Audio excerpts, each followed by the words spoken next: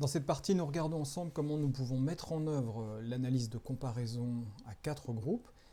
Dans cette situation où les groupes sont construits par un croisement factoriel, vous vous souvenez de l'expérience, il s'agit d'une expérience sur le marquage social négatif, et avec une variable dépendante qui est l'acceptation ou non de signer une pétition qui peut être de deux natures, une pétition en faveur de la cause animale, une pétition contre la pollution dans le quartier. Vous voyez comment, au fond, les quatre groupes construits implicitement par le croisement de ces deux facteurs, c'est-à-dire la présence d'un marquage et puis le type de pétition, construit quatre groupes qui sont présentés comme des lignes différentes dans ce tableau.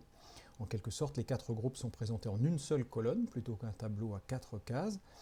Et on a en face, et sous la forme de deux colonnes différentes, les succès et les échecs. Ça veut dire ici, dans ce contexte, les nombres de signatures et les nombres de non-signatures dans chacune des quatre conditions.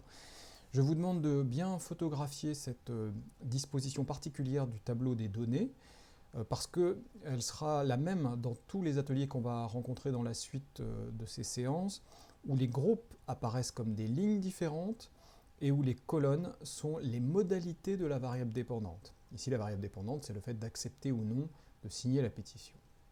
Et au carrefour de ces lignes et de ces colonnes, eh bien, on indiquera combien il y a de signatures et combien il y a de non-signatures dans chacun des groupes. On le fait directement, on sait qu'il y a 28 personnes dans le premier groupe qui ont accepté de signer, on sait qu'il y en a 16 dans le deuxième groupe, 14 dans le troisième, et puis 11 dans le quatrième qui ont accepté de signer la pétition. Sur au total 40 sujets par groupe, il y en a donc ici 40-28 dans le premier groupe, 40-16, 40-14 et 40-11 respectivement dans chacun des groupes. Donc faites bien attention à la présentation des données. Ce ne sont pas les effectifs totaux, c'est-à-dire 40 ici qu'on représente dans la deuxième colonne, mais le complément sur 40 pour chacun des groupes. L'avantage de cette présentation en succès et échec plutôt que succès et total, ce qui aurait pu être numériquement possible ici, c'est que ça va nous permettre de généraliser cette présentation très bientôt quand notre variable dépendante n'aura pas simplement deux modalités possibles, mais 3, 4 ou un nombre quelconque de modalités. Ce sera donc la même présentation qui sera adoptée dans ces cas-là. On a saisi les données de l'expérience, et voilà la première question qui nous est posée, qui va nous amener à réfléchir en effet sur la façon dont on construit des modèles dans cette présentation particulière des groupes qui sont labellisés par croisement de facteurs explicatifs ou par croisement de facteurs psychologiques. Par exemple, on vous demande ici de tester le modèle qui affirme que le facteur pétition n'a aucun impact. Dans ce tableau, les modèles vont être définis dans la dernière colonne ici. La troisième colonne n'est pas à remplir, elle sera automatiquement remplie par le calculateur en fonction du modèle que vous êtes en train de tester. Donc les fréquences qui sont ici ne sont pas de simples fréquences empiriques, ce sont les fréquences qui se déduisent du modèle et c'est elles qui nous aideront à interpréter le sens d'un modèle en général. Donc ici, si je veux tester le modèle qui affirme que le facteur pétition n'a aucun impact, il faut que je regarde quels sont les groupes qui sont des révélateurs de ce facteur pétition, plus exactement, quelles sont les oppositions ou les différences de groupes qui sont des révélateurs du facteur pétition. Le facteur pétition, c'est celui qui oppose la pétition animale et la pétition pollution. Donc l'opposition du groupe 1 et du groupe 2 est un révélateur de l'éventuel effet pétition. Mais ça n'est pas le seul endroit où on peut lire l'effet de la pétition. L'opposition du groupe 3 et du groupe 4 est également un contraste et une opposition entre la pétition animale et la pétition pollution à l'intérieur des sujets qui n'ont pas eu de marquage. Donc si on pense que le facteur pétition n'a aucun impact, alors il faut qu'on puisse dire que autant chez les sujets qui ont été marqués que chez les sujets qui ne l'ont pas été, cet effet de la pétition ou du type de pétition est neutralisé. Ici, pour le traduire, je vais donc, en commençant par les deux premiers groupes, écrire que π1 est égal à π2, autrement dit, la même probabilité de signer existerait dans ces deux premiers groupes. On est vraiment en train de traduire ici une contrainte d'égalité, c'est-à-dire une neutralisation de l'opposition animale-pollution chez tous les sujets qui ont subi un marquage. Et de l'autre côté, on doit faire la même chose, pi3 égale pi4. Si réellement il n'y a pas d'effet de pétition, il n'y en a pas non plus en condition contrôle. Je dois donc avoir pi3, 4, pi3, 4. Vous vous rappelez de notre convention de nommage, en donnant le même nom aux probabilités de deux groupes différents, on est en train d'écrire qu'on pense que c'est la même probabilité dans ces deux groupes. Donc là, on vient d'écrire un modèle qui neutralise totalement l'effet de la pétition dans les deux sous-groupes que sont le sous-groupe marquage et le sous-groupe contrôle. C'est donc le modèle qui traduit l'hypothèse selon laquelle il n'y a aucun effet de la pétition nulle part. Et si on calcule le rapport de vraisemblance, ou le facteur de Bayes pour ce modèle-là, on trouve une valeur de 19 et quelques.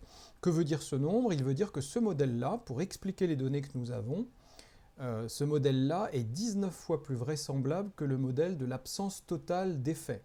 Le modèle de l'absence totale d'effet, c'est celui qui dirait que les 4 probabilités sont toutes absolument identiques. Pi 1, 2, 3, 4, pi 1, 2, 3, 4, pi 1, 2, 3, 4, pi 1, 2, 3, 4. Ce modèle cible que nous venons de tester est 19 fois plus vraisemblable que ce modèle M0 d'absence totale d'effet. Voilà le sens de cette statistique qui est ici. Donc, clairement, si on devait choisir entre ce modèle et le modèle de l'absence d'effet, c'est celui-là qu'on choisirait. Ce qui signifie en clair que même si on ne sait pas encore si ce modèle-là sera le meilleur de tous les modèles possibles, et vous notez que dans cette situation, il y en a 15 possibles, quand on compare 4 groupes, il y a 15 manières possibles de poser des égalités et des différences sur les probabilités. Donc même si ce modèle est meilleur que M0, nous ne savons pas encore s'il est le meilleur de tous. Il va falloir qu'on procède à tous ces tests de modèles. En tout cas, une chose est certaine, c'est que nous venons déjà d'écarter le modèle M0.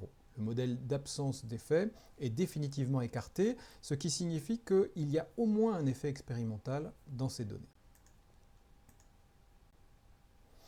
Maintenant, on vous demande de tester le modèle qui affirme que c'est le facteur marquage qui n'a aucun impact, sans rien affirmer par ailleurs sur l'autre facteur. Si c'est le facteur marquage qui n'a aucun impact, ça veut dire que chez les sujets qui ont eu la pétition animale, par exemple le groupe 1 et le groupe 3, l'opposition marquage et contrôle ne devrait se traduire par aucune différence de probabilité de signer. Je devrais donc avoir pi1 égale pi3. Ou encore, un même symbole pi1,3 peut être écrit sur ces lignes-là. En écrivant le même symbole de probabilité sur ces lignes 1 et 3, je suis en train de construire un modèle, ou une partie de modèle, qui affirme qu'il n'y a pas de différence en probabilité de signer, qu'on ait subi un marquage ou pas, chez tous les individus à qui on a proposé une pétition animale. Mais je dois faire le même raisonnement naturellement chez tous les individus à qui on a soumis la pétition pollution. Si réellement il n'y a pas d'effet du marquage, il ne doit pas non plus y en avoir chez eux. Autrement dit, pi2 devrait être égal à pi4. Pi de 4, pi de 4, voilà les deux symboles que je peux écrire, identiques, sur la ligne 2 et la ligne 4, pour traduire une contrainte d'égalité sur les probabilités de signer dans ces deux groupes. Au final, si on calcule le rapport de vraisemblance pour ce nouveau modèle théorique, on trouve une valeur à peine au-dessus de 3, 3,3395. On voit que ce modèle est meilleur que le modèle d'absence totale d'effet, puisqu'il est 3 fois plus vraisemblable, le modèle d'absence d'effet étant toujours celui qui est pris comme base de référence de ce calcul de rapport de vraisemblance, comme nous l'avons vu dans le chapitre précédent. Néanmoins, son rapport de vraisemblance est moins élevé que celui que nous avions tout à l'heure avec le précédent modèle. Si on devait choisir entre ces trois-là, le modèle d'absence d'effet, le modèle d'absence d'effet pétition et le modèle d'absence d'effet de marquage, c'est clairement le précédent qu'on retiendrait et non pas celui-là. Maintenant, on va essayer de procéder véritablement par théorisation pour mieux vous montrer comment la réflexion psychologique dans cette approche, elle se laisse traduire par des hypothèses précises et ponctuelles sur les probabilités. Par exemple, si l'hypothèse théorique de l'auteur est vraie, c'est-à-dire il n'y aura d'impact du marquage que si la requête, c'est-à-dire la pétition ici, est bien en rapport avec le marquage qui a eu lieu. Qu'est-ce qu'on devrait avoir sur pi1 et sur pi3 ? Sur pi1 et sur pi3, qui oppose donc la condition où il y a du marquage versus condition où il n'y a pas de marquage pour tous les individus à qui on a proposé la pétition animale, si l'hypothèse théorique de l'auteur est vraie, je devrais avoir normalement une probabilité de signer plus importante dans la condition où il y a eu marquage, à condition que ce marquage soit convergent avec la requête posée, ce qui est le cas dans la condition numéro 1. La condition numéro 1, c'est celle où il y a à la fois un marquage négatif sur la viande de cheval et à la fois une pétition en faveur des droits animaux. Autrement dit, c'est la condition où il y a convergence.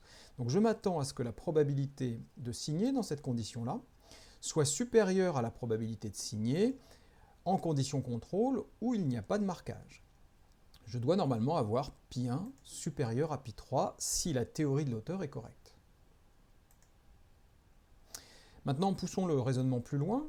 Toujours si la théorie de l'auteur est correcte, que devrais-je avoir sur π1 et π2 ? π1 et π2 sont les probabilités des deux groupes 1 et 2 qui s'opposent uniquement sur le type de pétition. Normalement, dans la condition numéro 1, je dois trouver un effet comportemental du marquage, donc une probabilité augmentée de signer, par rapport à la condition numéro 2, où il y a eu aussi du marquage, certes, mais où la pétition qui m'a été proposée n'est pas convergente. Si la théorie des auteurs est correcte, je devrais normalement avoir π1 supérieur à π2 également. C'est en effet ce que nous attendons. Maintenant, si l'hypothèse de l'auteur est correcte, toujours, que devrait-on avoir sur π2 et π4, sachant que les groupes 2 et 4 s'opposent essentiellement sur la présence d'un marquage, mais uniquement dans la condition où la pétition qui a été proposée est une pétition non convergente, non congruente. Et l'hypothèse de l'auteur dit qu'en condition non convergente, on ne s'attend pas à voir s'exprimer un effet de marquage. L'effet de marquage n'apparaîtra que dans la situation où nous rendons la requête convergente, ce qui n'est pas le cas en pétition pollution. Par conséquent, il ne devrait pas y avoir d'effet du marquage quand on propose une pétition qui n'a rien à voir, ce qui signifie que nous attendons que π2 soit égal à π4, si la théorie des auteurs est correcte. π2 devrait être égal à π4.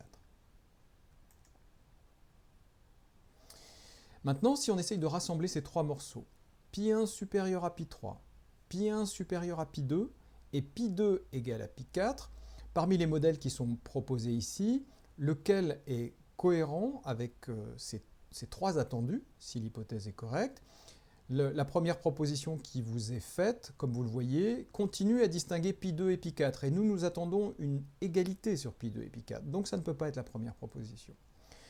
Sur la deuxième proposition, de la même façon, nous n'avons pas l'égalité π2 et π4, la probabilité pour le groupe 2 et pour le groupe 4, et nous n'avons pas non plus une différence entre π1 et π2. Donc très clairement, ce modèle-là n'est pas compatible avec la théorie des auteurs. Le troisième modèle, lui, est bien compatible avec la théorie des auteurs. On a bien π1 différent de π2, en l'occurrence π2,4. On a bien π1 différent de π3, et on a bien π2 égal à π4. Donc très clairement, ce modèle-là est compatible. Et le tout dernier, qui n'est pas autre chose que le modèle nul, le modèle d'absence totale d'effet, n'est évidemment pas compatible avec la théorie qui attend un certain nombre d'effets. Donc, au final, c'est ce modèle-là qui apparaît compatible avec la théorie. Vous noterez que sur les 15 modèles possibles qu'il faut tester, ça ne signifie pas que c'est celui-là qui est le seul compatible avec la théorie. Donc, il va falloir que nous testions les 15.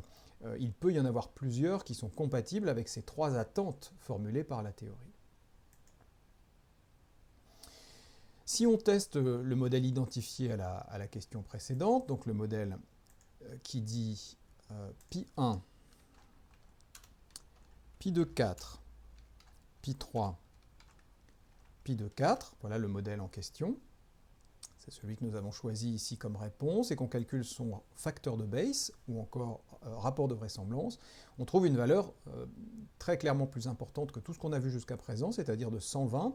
Ce modèle-là a une vraisemblance 120 fois plus élevée que celle du modèle d'absence d'effet. Très clairement, si on doit choisir entre tous les modèles qu'on a déjà testés, c'est celui-là qui pour l'instant est le meilleur.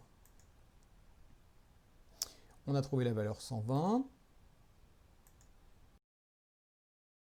Dans cette question, maintenant, on vous demande de tester ou de découvrir le meilleur de tous les modèles. Le meilleur des 15 modèles, on ne va pas le faire à la main, bien entendu. On va simplement laisser l'interface le faire pour nous. Elle est capable de tester tous les modèles en une fraction de seconde et nous révéler quel est le meilleur des 15 modèles possibles. Et voilà ce qu'elle nous dit. Elle nous dit que le meilleur modèle possible est celui qui affirme π1 pi 2, 3, 4, pi 2, 3, 4, pi 2, 3, 4, si je traduis sa formulation, en mettant ici le même symbole sur les trois dernières lignes, l'interface vous signifie simplement que le meilleur modèle est celui qui affirme l'égalité des probabilités sur les trois derniers groupes. On pourrait traduire ça de la façon suivante, pi 1, pi 2, 3, 4, pi 2, 3, 4, pi 2, 3, 4. Voilà le modèle en question. Et vous notez que ce modèle-là est le meilleur de tous. Il a un facteur de Bayes qui est très impressionnant, de 529 et quelques ici. Donc encore plus important que le 120 que nous avions précédemment. Et qu'est-ce qu'il apporte de plus par rapport au modèle précédent que nous avions retenu? Rappelez-vous, le modèle précédent distinguait pi 1 et pi 3, ce qui est le cas aussi de celui-là. Mais par contre, posait l'égalité de pi 2 et de pi 4, ce que nous avons également ici, mais par contre maintenait la différence entre pi 3 et pi 4, ce qui n'est plus le cas ici. On voit que dans ce modèle, les deux groupes 3 et 4 ont désormais la même probabilité de voir les gens signer la pétition. Et quelle est la signification de cette égalité qui apparaît ici? Cette égalité de probabilité signifie qu'en condition contrôle, c'est-à-dire en l'absence de tout marquage, les gens signent avec la même probabilité la pétition animale ou la pétition pollution. Ça ne fait pas l'objet d'une hypothèse très intéressante dans l'expérience, et donc elle n'était pas anticipée. Ce que ça révèle simplement, comme une espèce d'à côté de la modélisation, ce que ça vous apprend, ce que ça vous apporte comme information supplémentaire, c'est que, en l'absence de tout contexte de marquage, vos deux pétitions, animale et pollution, avaient le même pouvoir d'attraction sur des gens qui par ailleurs n'étaient pas manipulés par le marquage. Donc c'est la seule information supplémentaire qui se trouve là apportée dans ce résultat de la modélisation finale. En l'absence de marquage, les deux pétitions ont simplement le même pouvoir d'attraction. Donc au fond, vous voyez comment dans cette démarche de modélisation, et en particulier la recherche du meilleur modèle, vous pouvez, à l'issue, une fois que vous connaissez le meilleur modèle, savoir s'il est compatible avec la théorie des auteurs, et ici c'est très clairement le cas. On attendait une différence pi 1, pi 3, nous l'avons. On attendait une différence pi 1, pi 2, nous l'avons. On attendait une égalité pi 2, pi 4, nous l'avons. Et accessoirement, incidemment, nous apprenons aussi que pi 3 peut être considéré comme égal à pi 4, ce qui n'est ni contradictoire ni convergent avec la théorie, mais qui est juste une information supplémentaire que nous apprenons au détour de cette modélisation. Au final, à travers cet exemple, vous avez tous les éléments pour pouvoir traiter désormais n'importe quelle situation expérimentale de la même façon, par comparaison de groupes, que ces groupes soient structurés comme croisement de facteurs, comme c'est le cas ici, comme c'est rendu visible ici par les étiquettes de groupes, ou que ces groupes soient simplement des groupes uniques, avec des labels uniques. Au fond, ça ne fait pas de différence du point de vue de la démarche générale, mais simplement ici, vous avez pu constater que lorsque ça existe, lorsque nous avons construit nos groupes par croisement factoriel, ça nous permet en outre de faire des conclusions qui ont une signification factorielle. Ça peut nous permettre de tester l'impact d'un facteur particulier tel qu'il a été manipulé dans une expérience. En le neutralisant dans la modélisation, on voit tout de suite si on gagne ou si on perd quelque chose en termes de facteur de Bayes ou de rapport de vraisemblance. Vous voyez aussi comment n'importe quel modèle dans cette situation peut être traduit statistiquement en termes d'égalité ou de différence sur les probabilités. Il est donc possible de faire des hypothèses extrêmement précises dans une situation expérimentale donnée. Ça, c'est une particularité de cette approche. Si certains d'entre vous ont l'habitude d'utiliser une statistique qu'on appelle la statistique de Key-2 pour étudier des tables de contingence, c'est-à-dire des tableaux de comptage, exactement comme ce que nous avons ici, eh bien, vous notez une différence très importante avec cette approche traditionnelle par Key-2, c'est que le Key-2 ne permet pas de tester de telles hypothèses locales et précises. Outre le fait que la statistique Key-2 est une statistique approximative du point de vue de la distribution, elle impose des conditions un petit peu restrictives à cet égard sur les effectifs que vous devez avoir dans la table pour qu'elle soit applicable. Ici, nous n'avons aucune de ces restrictions. Notre distribution est exacte, la loi binomiale est exacte comme distribution, et on peut très bien avoir des effectifs qui sont très petits, voire nuls dans la table. Ça ne pose aucun problème pour les tests statistiques. Donc c'est un autre des avantages de cette approche par rapport aux approches plus classiques en psychologie. On a pu voir également comment la notion d'interaction survient au fond de façon naturelle dans les conclusions qu'on peut apporter dans une telle expérience. Par exemple ici, très clairement, nous montrons que les deux facteurs jouent un rôle, et le rôle qu'ils jouent apparaît sous la forme d'une interaction, car en effet, dans notre meilleur modèle ici, l'effet l'effet de l'un des facteurs, par exemple l'effet du marquage ici, n'est pas le même dans chaque modalité de pétition, ou inversement, l'effet de la pétition ou du type de pétition n'est pas le même qu'on soit en marquage ou qu'on soit en contrôle. Il n'y a pas d'effet du type de pétition quand on est en contrôle, il y a un effet de la pétition quand on est en marquage. Au final, ça signifie qu'il y a par conséquent une interaction entre les deux facteurs, le facteur de marquage et le facteur de pollution. Vous avez aussi découvert dans ce petit exercice que, au-delà des hypothèses théoriques que nous pouvons formuler à l'avance dans une expérience particulière, eh bien, il peut arriver, car la modélisation essaye absolument tous les modèles possibles, il peut arriver que nous découvrions au fond que des contraintes d'égalité ou bien des différences qui n'étaient pas spécialement attendues, mais qui ne sont pas non plus contradictoires avec la théorie de départ, eh bien, soient révélées par cette analyse, et dans ce cas, on peut les inclure, bien sûr, dans l'ensemble des conclusions que nous apportons à l'issue de cette expérience. Au final, ici, on découvre que le modèle que nous obtenons est totalement compatible avec la théorie des auteurs et que par conséquent, celle-ci se trouve soutenue par les données que nous avons ici. Je voudrais attirer votre attention sur le fait que la théorie que nous avions amenait à attendre une égalité. Et c'est une situation qui est généralement difficile à gérer dans les approches statistiques traditionnelles par valeur P, où toute forme d'égalité, c'est-à-dire d'absence d'effet, est en général pris comme point de départ du raisonnement, comme une hypothèse de départ qui n'est pas contestable en tant que telle, ou en tout cas qui n'est pas validable en tant que telle, car elle est le point de départ du raisonnement. C'est ce qu'on appelle souvent l'hypothèse nulle. Dans l'approche qui vous est montrée ici, l'approche par comparaison de modèles, ça pose aucune difficulté de pouvoir poser une hypothèse théorique qui se traduit statistiquement par une hypothèse d'égalité. C'est ce que nous avions ici sur les probabilités 2 et 4 qui sont supposées égales si la théorie est correcte.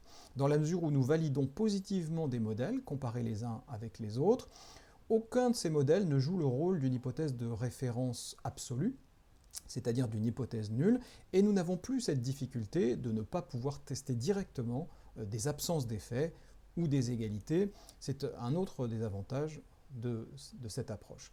Cette approche, on va la décliner maintenant dans un ensemble de contextes qui généralisent ce que nous avons rencontré ici pour les variables binaires, pour les variables dépendantes binaires. Dans la suite, nous allons examiner ce qu'il en est des variables NR, comme on dit, c'est-à-dire des variables qui ont plus que deux modalités de réponse, les variables dépendantes qui ont plus que deux modalités de réponse. Vous allez voir que l'approche est absolument identique, mais c'est encore une forme de généralisation supplémentaire.